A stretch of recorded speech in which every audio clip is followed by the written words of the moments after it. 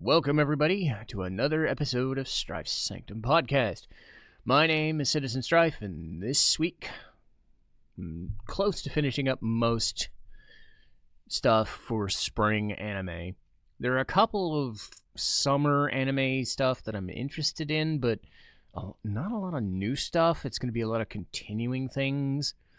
So the episode after this is probably going to be finishing up what's in spring, maybe getting into new stuff into summer, but for right now, it's like getting to the nitty-gritty, finishing up what's here. If you haven't been here before, this is kind of like a bi-weekly rundown of like episodes that I have seen for the shows that I have liked, and kind of the ground rules are spoilers, obviously, potentially shows that may or may not have been updated past what you've been watching, or if you've been watching them at all.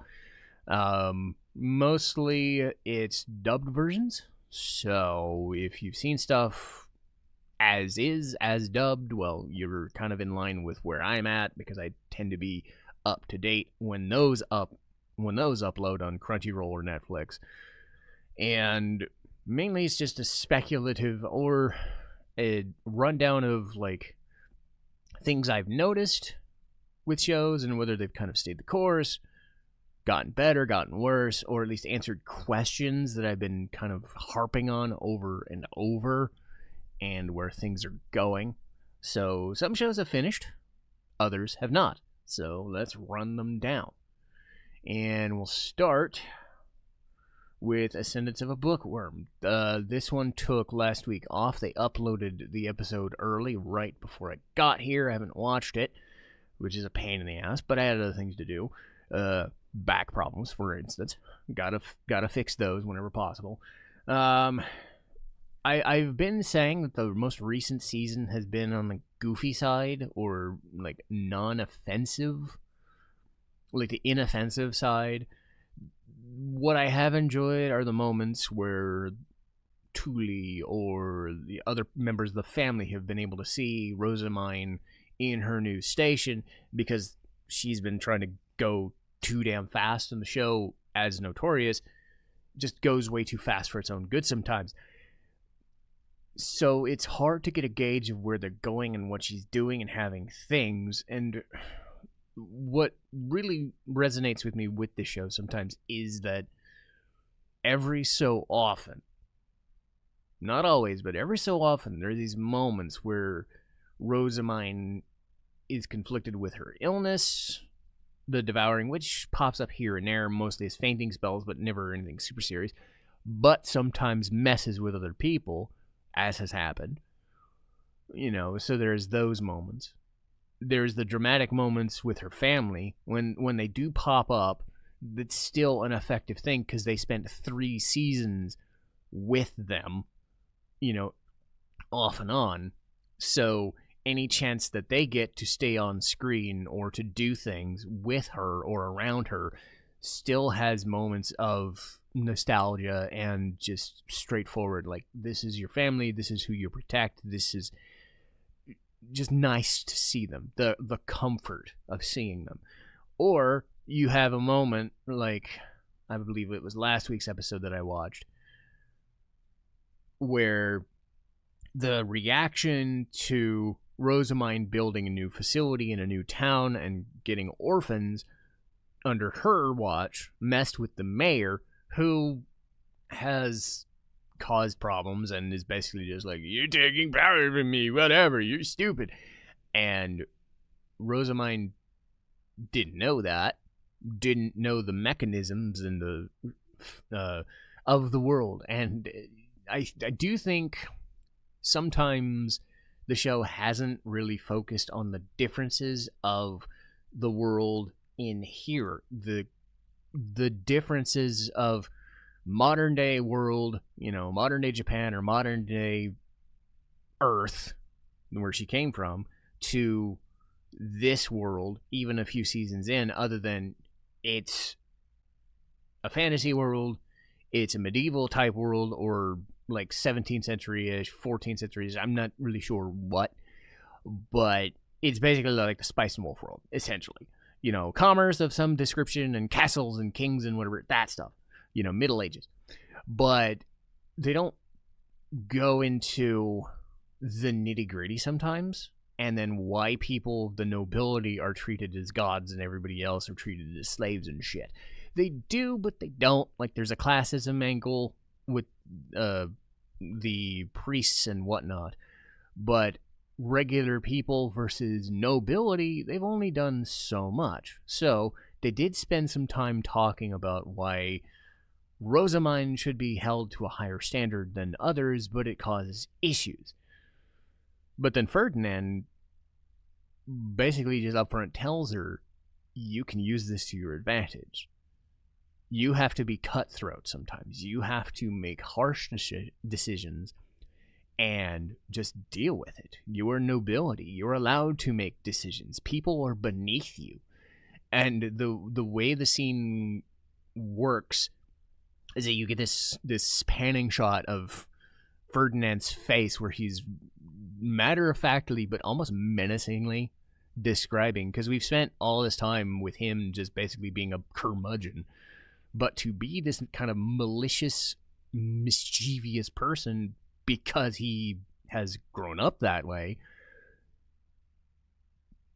just kind of comes out of nowhere, but in the grand scheme of things still informs Rosamund not knowing how to deal with being noble. You know, so those are those little moments that I'm like, okay, this is why I keep watching this, because the majority of the show, the 90, like even 99% of the time, is just kind of goofy, kind of dumb, kind of slow, even if it moves very fast, you know, just slow moving, like, show, runtime wise. It kind of just stretches itself thin. But then you have those moments where things make sense and it has this more insidious nature, or this darker stuff happens, or this more intense stuff happens, you know, a big fight scene, or a dramatic moment, or those comforting, nostalgic moments with the family. Those are the things that I live for and constantly bring me back to, all right, this is a really good show because those moments are rare and they mean so much. Classroom of the Elite. This is one of the shows that it's going to keep continuing, for better or for worse. Because I'm so used to things just being 12 or 13 episodes and then stopping, or doing like split cours. Having shows just keep on going for 26 is unique, because I think they're getting back to that habit of, oh, here's 26. Let's just adapt 26 like an old school show and fucking do it and just run all the way through. Classroom of the Elite is more just, okay, they spent like 7 or 8 episodes being on the survival game, and I'm just like, okay, I'm waiting for a new thing. I'm waiting for stuff, and I mean, there is stuff going on, and Ayana Koji's dealing with weirdo stalker girl. Pick one, right? The redheaded girl who she made her make food, right? She basically fights off Kushieda and then fights off other people that are trying to like waste his time or get involved and screw him over and get him expelled, and she's almost like yandere-ish, which could be a front but could be real. And it's like, okay, I'm kind of wishing you were the assassin lady, but nope, she just up front and says, no, I'm not. I'm just from the White Room too, but I love you, and you're in a very weird, like, I'm going to murder you in your sleep kind of way, but I love you kind of yandere, and it's just, ugh. What's better is that she's better than everybody else, and she knows it, so she flaunts it, and it's great. I'm loving those types of characters, not all the time, but I love that you got dope-faced, perfect guy, Ayana Koji, doing his own stupid thing, because he's the least interesting thing about his own goddamn show. He's Batman. He's the best thing and the worst thing about his own goddamn show, but par for the course. But everyone around him, it really just depends. You got the dopey teenager kids, you got Horikita, who's interesting but mostly non-threatening, and now you have the new people who are also non-threatening but yandere-ish or mischievous about it. So a couple fight scenes happen here and there, but this most recent one was just him doing more stuff, getting towards the end of the survival game, and, you finally kind of figure out, process of elimination-wise, who's the assassin that they sent in, and it's probably going to be the dopey brown-haired guy that they just introduced.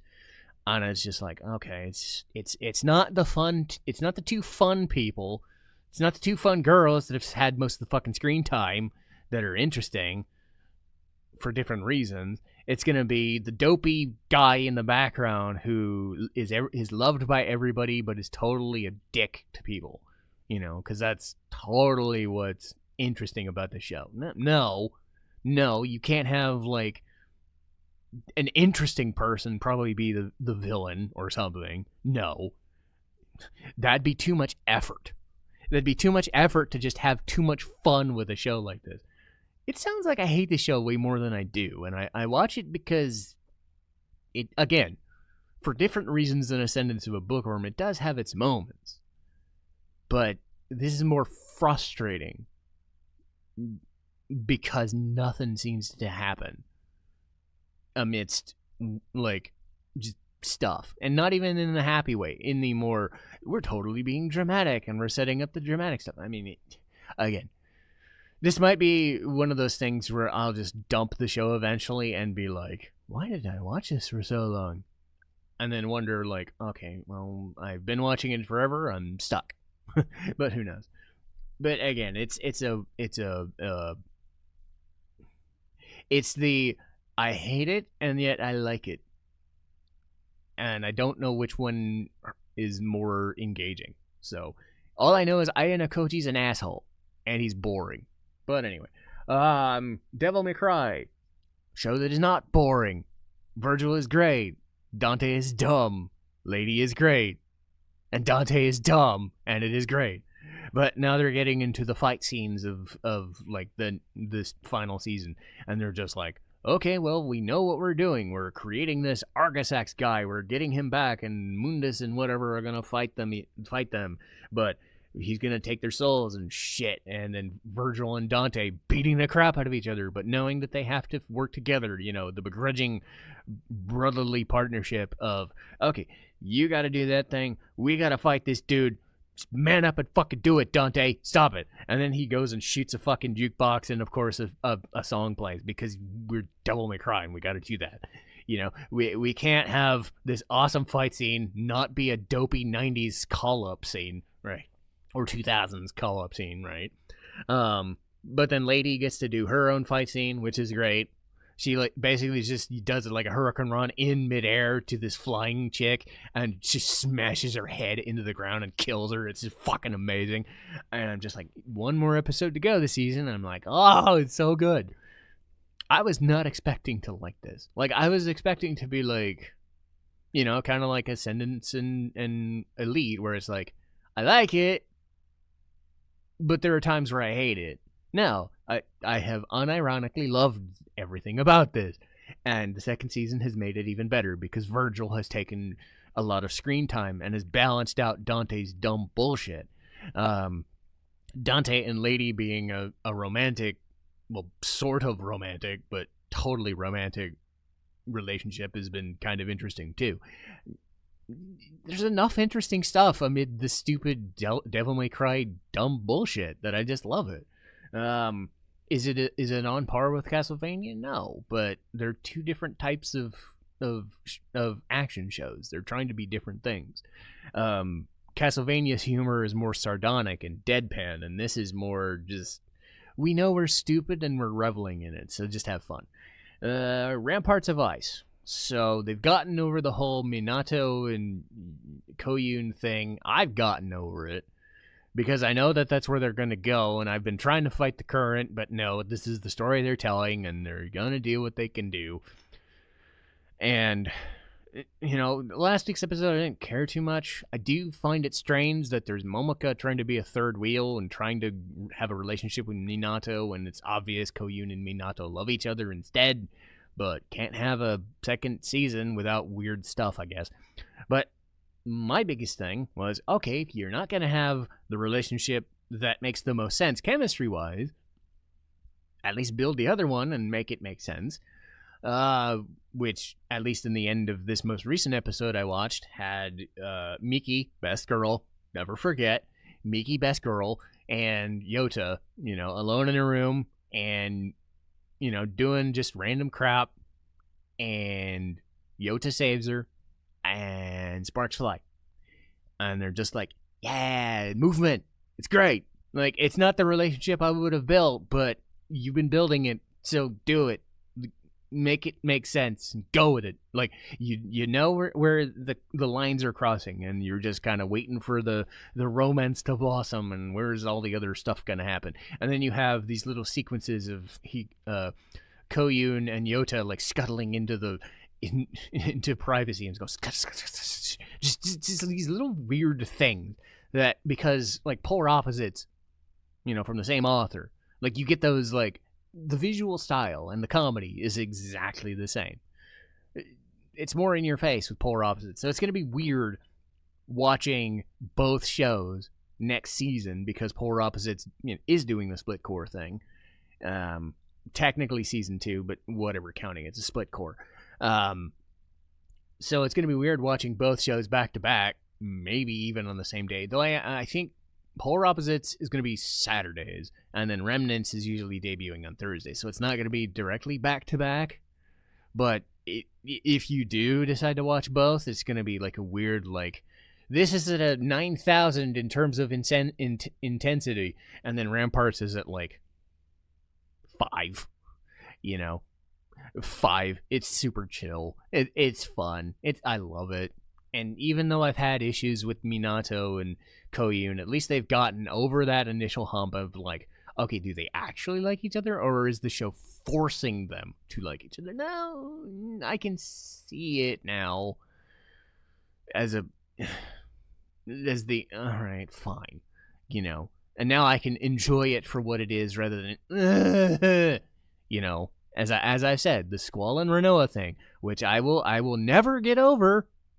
I don't care what anybody says. I'm never going to get over it because I still hate that relationship.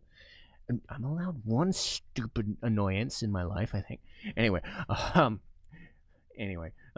me not getting over a thing. Go figure. Anyway, Agents of 4 Seasons. Speaking of shows that have finally done the thing that I wanted them to do, I've spent 6 or 7 of these rundowns basically being like, hey, are you going to determine like who these insurgents are and what they're fighting for, how they're gonna fight for the thing? Yes, it took them 10 episodes to do it, or 9 or 10, but they finally fucking did it. And essentially the idea is there's an extremist faction or reformist faction that's basically like, we want you to use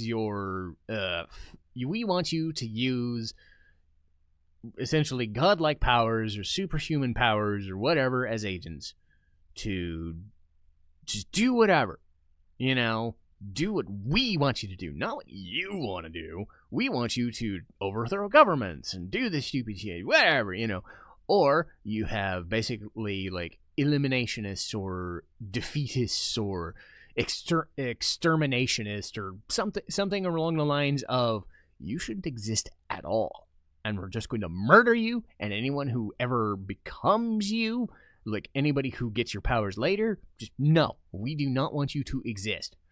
Okay, that finally starts to make sense why these people have been chasing every type of agent all season, and why there's such a problem. And apologies for my voice maybe cracking a bit, but mainly they finally got the main villain, and she's kooky as bullshit. Misuzu Anderson, called Gozen, voiced by Stephanie Young, who's Handler in Spy Family, and Olivier Armstrong in Fullmetal Alchemist. So perfect casting for sort of villainous, sometimes kooky lady.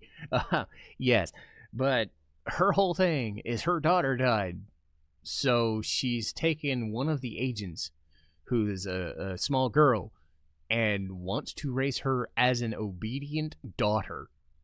And she is crazy as nutballs, and she wants to just kill everybody else for reasons. So yeah, get rid of the ones that can fight back, raise the one who can't. and damn the consequences. Okay. So you've got this scared little girl strapped to this exam table of sorts and basically just kept against her will. You're just trying to mind break her so that she becomes your daughter. Okay? It's not where I was expecting the show to go, but it finally answers a lot of questions, and it goes about it in a very, very wrong direction. But I do think that sort of level of, okay, we needed someone irredeemable, let's fucking go with it.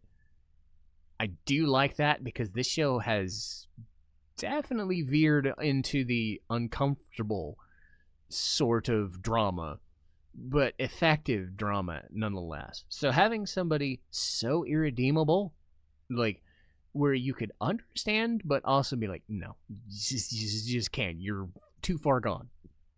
Get rid of you. You need that sort of antagonist sometimes, especially since you've spent 10 episodes not really explaining why. You made a hard left, and you're just like, why am I going hard right instead of hard left with my other, in the other direction of my hand? Anyway, you can't see me. Doesn't matter.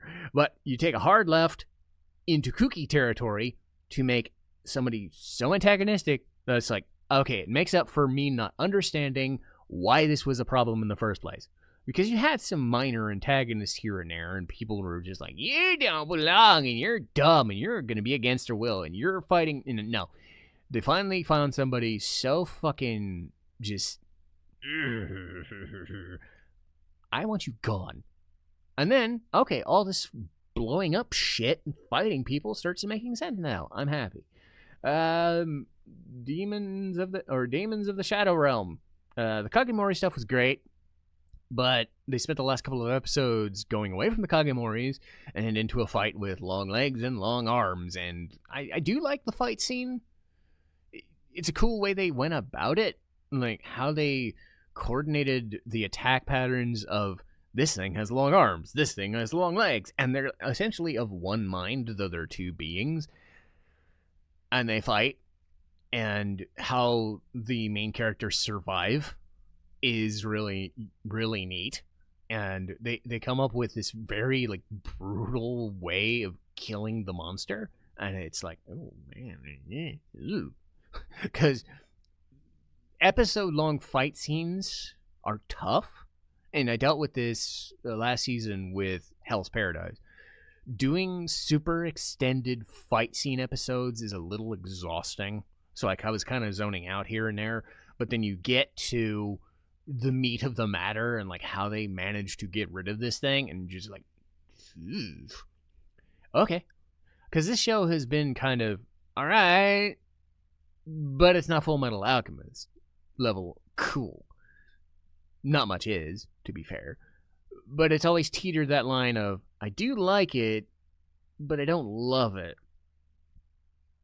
And this is, again, the same thing. Like, I love the fight scene, but I also don't, I like it, but I don't love it. But I love the ending of it, because it's very fucking brutal. And it's like, oh, okay. That's pretty freaking rough. But you remember that Yuru is a hunter, and he had to kind of grow up dealing with hunting bullshit, and the world is not going to be kind to you, and shit's going to go south, and you have to fight for your life, and brutal shit's going to happen. And I'm like, yeah, you're building that quite effectively, so I'll give you that. Needy Girl Overdose. This one was mainly about setting up characters in Karamazov.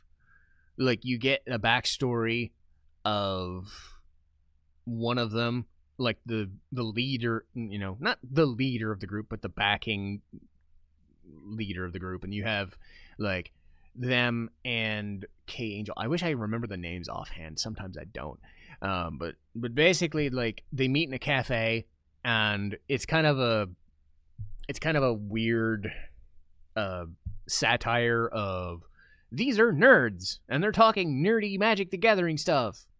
And then you have this family that's fighting because there's there's these parents, dealing with this child in the cafe that's constantly crying. And then you have another thing of this guy who is milking this hostess for all she's worth, and she realizes it and tries to fight him off. And then there's another group of people that are these business people that are above board, and they're like, we're better than these blue collar bullshit workers, and like there's this subversion shit going on. And then you have K Angel and another person talking amongst each other, and they're just like in this cafe, and they're doing like there's nothing going on, but all the context of all the noise just reminds me of like working in a very crowded work environment and trying to stay sane, all with the air of like everything is bullshit and you're just trying to make yourself feel better by being in social media. The way that they talk in Needy Girl Overdose has been this all the time. We are going to be better than you at everything, and you're going to be faltering on the idols of all your fake worship of all your followers and all this stupid shit that means absolutely nothing but makes you feel better because you're lonely inside. That stuff, right? I'm just like, okay. Remember, this show does what it does. It's based on some net game or some visual novel. It's weird. I do enjoy it, and it's basically Shiba Yugi, but like how it was probably supposed to work. Because Shiba Yugi was trying to be an intense death game, but after a while it like lost steam because it was trying to do the subversive dialogue stuff, but it was trying to be very slow and deliberate and like introspective, and just kind of fell flat. Where this one it's still a comedy and a drama. And you can take it seriously to a point, but you can also be like, you can laugh at it and like, this is really stupid. But at least it's in on its own joke. Kill Blue. Fighting some dude who hits golf balls and they explode. And then a guy who does hypnosis. I love the hypnosis dude because his whole plan was to make his zombified brother like Norin's new boyfriend or something. Like, why? It's so dumb. Like, why not you go for the girl because you can, rather than the guy that goes, like, it's so stupid. But at the same time, you have Ogami, going back and forth between his like old self and new self, but fighting through things and still being like better than everybody. And I do like in that Sakamoto vibe that everybody knows he's better. Everybody sees he's better on another level of them because he's been training this long, because he has old man strength and old man powers and old man mind stuff in the mind of a 13 or 14 or 15-year-old kid. So no matter what anybody does, you have these moments where he has some weaknesses, but like when fight scenes happen, he's better than everybody. And he comes about it almost on accident and impulse, rather than, the Ayana Koji thing where this was just my plan all along, and you're always going to fall for it because you suck and I'm always better than you. No, he at least has like, I didn't plan that. It's really fucking dumb, but I tried it anyway. He just shoots a bullet in the air, and like an hour, like a minute later or so, it just happens to fall on the thing he wanted it to fall on. But his reaction was, well, it worked the way I wanted it to work. That was good. So it's like, okay, I at least buy your reasoning because I can see him trying something that's stupid, but still being super good at it because he's probably done it a million times or done stuff like it. You can understand that he would be good at this sort of like finagling the world around him to suit his needs, or shooting a thing to make a guy do a thing so that he gets a gun back. Dumb spycraft bullshit. It makes sense in the scope of a spycraft show that the super spy would know how to do stupid, weird bullshit and always win. But also not always win, but almost always win. But it'd be good about it. So I'm liking it. Marriagetoxin, third best show of the season, and it stayed that way, and it's great. I talked about best girl, Kimie Arashiyama. Yeah, words. Arashiyama. Got it. I finally got it, like 4 or 5 times. Arashiyama. Damn it! I'm gonna say that like 10 times fast, and I'm gonna finally fucking get it. Pink-haired girl with hamsters. I should just call her that. Pink-haired girl, big boobs, hamsters. Hamster girl with big boobs. Let's just call her that. The hamster girl with big boobs. Or Kimie. Let's do that. Whatever. She's best girl because she has big boobs, and she's like yandere-ish about her friend, but they go about talking about how Gedo saved her in a past mission he may not even remember, but she does. But she's a groupie, but she's not like completely yandere-ish about it. It almost becomes like sweet in a weird way, and you're just like, yay, she's powerful in her weird hamster stuff, and you can just show her hamster powers of like, I can cook food out of nowhere, I can make a full freaking map of the entire island, and then you have like the main villain's actual goal to mix bloodlines and shit to fight off Gedo, and it's like, gross. But then of course you have like David Matranga, who like has that perfect, like, he can be a good guy, like in Sentenced to be a Hero, who's like a complete badass, was like, I don't give a fuck what anybody says, I'm gonna do that. But then he can just veer into villainous territory with almost the same inflection point, and he's just like acting near the same way, but because he's like, oh, I'm making everybody mix bloodlines, and he's looking at people and going, yeah, you guys are fucking weird, and I think you're disturbing, but I can use that to my advantage, and I'm going to. It's like, he has that perfect voice that fits both extremes, and, you know, seeing who he was playing, this Beastmaster guy trying to mix bloodlines with Gero's poisonous bloodline, who can resist everything, kind of like a super antibody for, I want to make this guy do this thing and do that thing and do whatever, you know. It's an interesting way of mixing the spycraft stuff and the fighting and the hitman and the assassin stuff with all the marriage stuff and the whatever, because Gato's not doing this for his own reason. I mean, he's doing it for his own reasons, but he's saving people essentially because it's his work. And, you know, his thought process versus the main villain's thought process, I'm like, you're saving somebody who's a worthless piece of crap.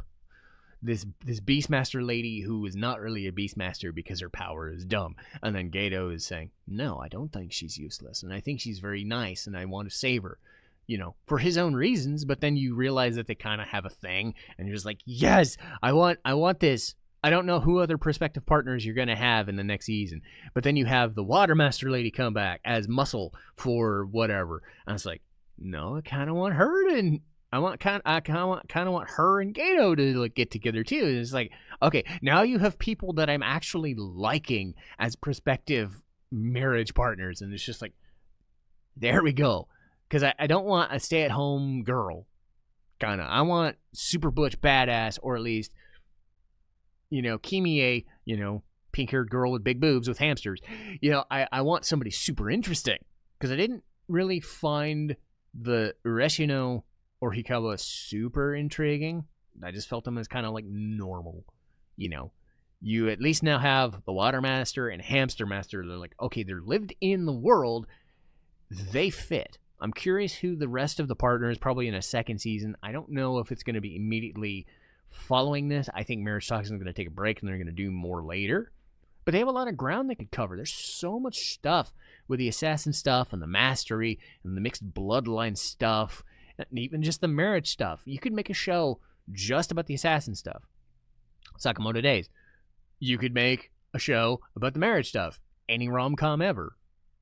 But you mix the two, it works so well because it works on so many, like, because again, it's Spy Family plus the Sakamoto Days stuff, and it's like the setup is so perfect for shenanigans that you could keep going for another season.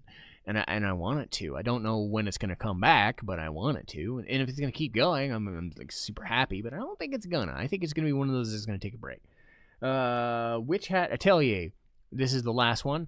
This is the best show of the season, and it stayed that way, and it's gonna stay that way. And I think the biggest part of this show was finally kind of, or at least for this arc, was telling Richie, like, your powers are good for a point. Like, a god pulling rank and basically saying, look, you have to get out of here. Somebody needs to finish this test, but somebody also has to get out of here. And you gotta find the other masters. You gotta find Kiefer. You gotta find Coco and Tetya, and you gotta warn them. While I have to finish the test, or I have to save us because your powers aren't good. There's the dichotomy of Richie wanting to do her own thing, but it coming up against reality, where yes, you can be independent all you want, but if somebody is more knowledgeable and flexible in a situation, they are a better fit for a certain part of the thing, because you're fighting this brimmed cap thing that is ruining people, disturbing people. They even fucked up with the other examinee. They made him like this weird wolf looking thing, and it's like, yeah, shit's going south. May want to split up. May want to stop trying to do your own thing and start looking at reality for a change and being like, let me do this, you do that. Again, I like that they've had Richie, stick to her guns and being like, I don't want to be told what to do. I want to do my own spells, but also being like, all right, a god is older. She's going to do her own thing. And she has knowledge of like getting over her annoyance of Coco having some good ideas and Kiefer kind of like putting her in her own place. So she has that lived-in experience of like, okay, I need the flexibility to survive the situation. And you have this split narrative of Kiefer and the others trying to fight off Brimcaps as well, but Kiefer is injured. Now they're fighting these weird like statue things, and Kiefer's like losing blood and like going kind of nuts. And it's like that's where it ends on a cliffhanger. It's like, yeah, this shit's going great. But yeah, Witch Hat Atelier has been so freaking good. Anyway, that'll do for now. Spring is not done because those shows are not finished. They're getting finished, but some of them are not done yet. So I'm probably going to take an episode eventually and get like into summer. So it's going to be spring and maybe summer episodes, or it's just going to be finishing spring next time. But for now, it's going to be In the Clear Moonlit Dusk, Castlevania Lament of Innocence and Curse of Darkness, No Guns Life, Danganronpa, Danganronpa 2, Goodbye Despair, and then I chose Hokkaido Gals Are Super Adorable. That's kind of a like dopey show, nothing doing, nothing crazy, cozy kind of comedy, dumb trash that I did enjoy on a rewatch recently. So yeah, I'm going to stay busy, and I got to get to doing some other things like going to work. So I will see you guys next time. Citizen Strife, signing off.